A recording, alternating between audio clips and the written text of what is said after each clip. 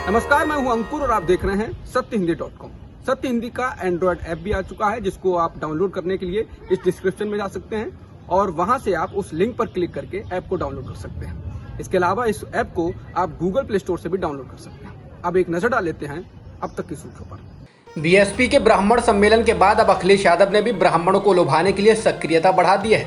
इसी क्रम में अखिलेश ने रविवार को पार्टी के ब्राह्मण नेताओं की बैठक बुला ली। इस बैठक के बाद जो बात निकलकर सामने आई है, उसके मुताबिक एसपी भी ब्राह्मण समुदाय के बीच अपनी पहुंच बढ़ाने की कोशिश करेगी। अखिलेश यादव ने एसपी की प्रबुद्ध सभा और परशुराम पीठ से जुड़े पार्टी के नेताओं को ब्राह्मण समुदाय के बीच में बैठकें करने के लिए कहा है। एसपी के प्रवक्ता राजेंद्र चौधरी ने कहा कि इन बैठकों की शुरुआत अगले महीने बलिया से होगी। चौधरी ने कहा कि लगातार उत्पीड़न झेल रहे ब्राह्मण समुदाय के लोगों में योगी सरकार के प्रति नाराजगी है। उन्होंने कहा कि इन बैठकों के दौरान लोगों को बताया जाएगा कि ब्राह्मणों को न्याय सिर्फ अखिलेश यादव की सरकार में ही मिल सकता है। यूपी के सीएम योगी आदित्यनाथ ने बिहार में सत्ता में सहयोगी पार्टी वीआईपी के नेता मुकेश सहनी को बनारस में घुसने से रोका तो बवाल हो गया। इस बात से नाराज होकर सहनी ने मुख्यमंत्री नीतीश कुमार के नेतृत्व में एनडीए के घटक दलों के बीच होने वाली बैठक का बहिष्कार कर दिया। इसके साथ ही कहा कि पीएम मोदी के सबका साथ सबका विकास के नारे का यूपी में पालन नहीं हो रहा है। इसी कारण से एनडीए की मीटिंग का बहिष्कार किया है। सहनी ने कहा कि हम भी सरकार में शामिल हैं और हमारी बात भी सुनी जानी चाहिए। बता दें कि बिहार की एनडीए सरकार में भागीदार विकासशील इंसान पार्टी यानी वीआईपी के मुखिया मुकेश सहनी रविवार को उत्तर प्रदेश में पूर्व सांसद फूलन देवी की पुण्यतिथि पर 18 जिलों में उनकी मूर्तियां लगाने के लिए पहुंचे थे, लेकिन उनको वाराणसी एयरपोर्ट से ही प्रशासन ने बाहर नहीं निकलने दिया। काफी इंतजार के बाद उनको वापस जाना पड़ा। कोरोना की दूसरी लहर के दौरान दवाओं के अवैध भंडारण के मामले में बीजेपी सांसद गौतम गंभीर को सुप्रीम कोर्ट से झटका लगा है।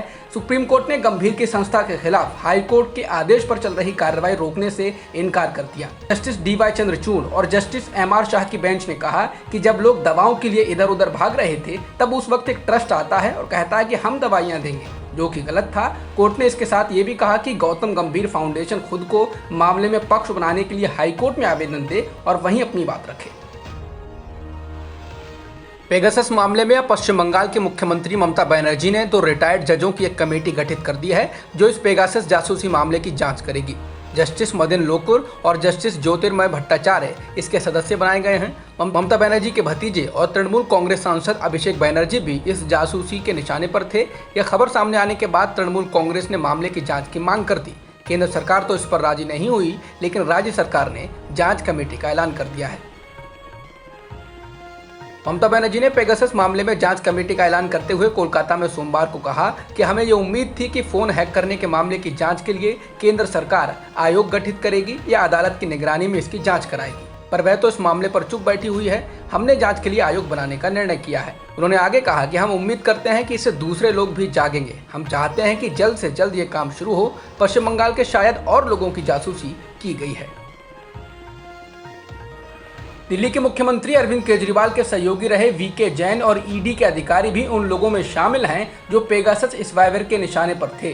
द वायर ने पेगासस प्रोजेक्ट की अपनी ताज़ा रिपोर्ट में इनके नामों के खुलासे किए हैं। वीके जैन उस मामले से जुड़ रहे थे जिसमें आम आदमी पार्टी के 2 विधायकों द्वारा दिल्ली के मुख्य सचिव अंशु प्रकाश पर कथित हमला किया गया था।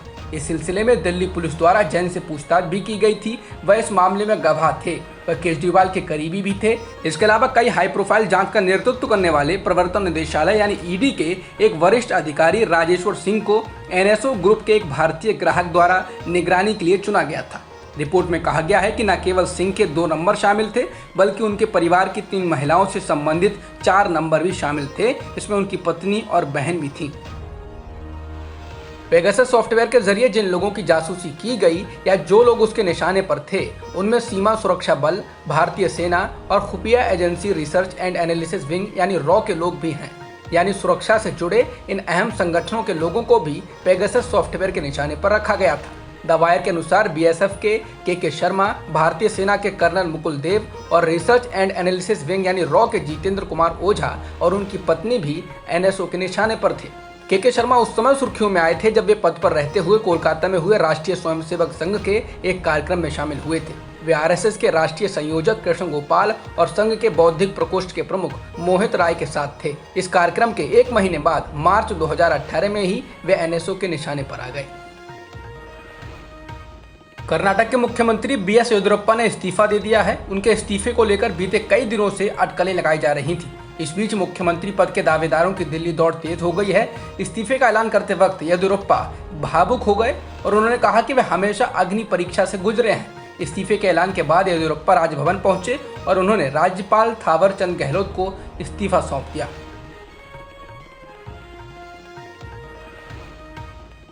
संसद के मानसून सत्र में सोमवार को भी हंगामा हुआ और शोर शराबे के कारण कार्यवाही शुरू होते ही राज्यसभा और लोकसभा को स्थगित करना पड़ा।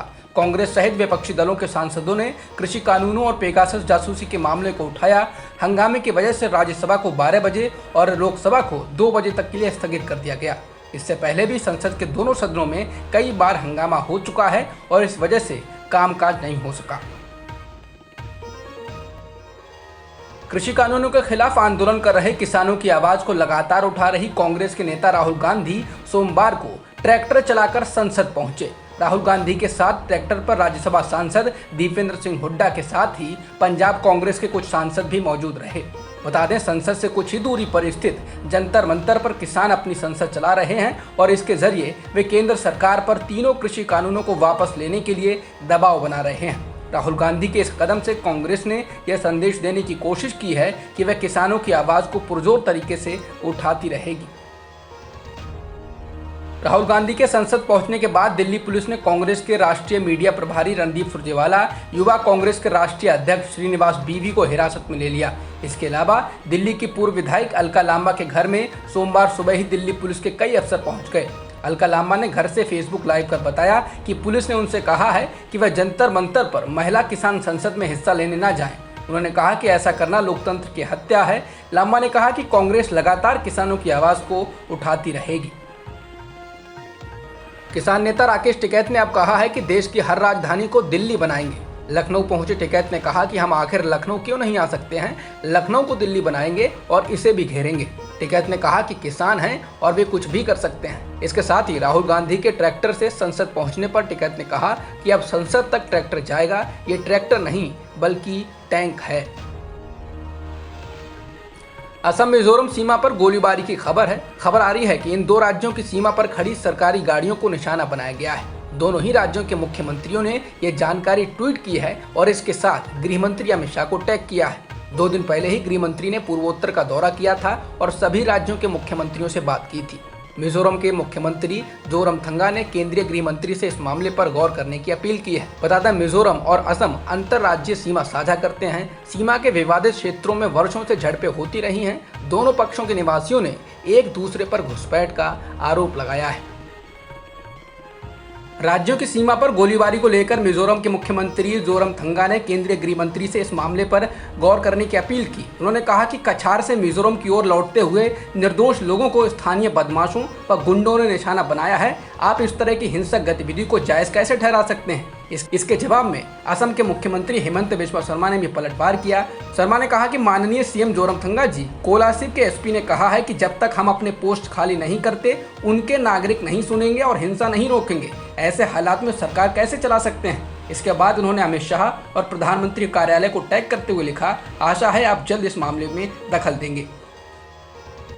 भारत की सीमा में फिर से चीनी घुसपैठ का मामला सामने आया है। इंडियन एक्सप्रेस की खबर के अनुसार कुछ सीनियर सरकारी अधिकारियों ने बताया है कि चीन ने पूर्वी लद्दाख के डेमचौक में चारडिंग नाला के करीब भारतीय इलाके में अपने टेंट लगा दिए हैं। अधिकारियों ने इन टेंट में रहने वाले लोगों को तथाकथित नागरिक बताया। साथ ही कहा कि इन लोगों को भारत की ओर से वापस जाने के लिए कहा गया है, लेकिन इसके बावजूद वो वहां मौजूद हैं।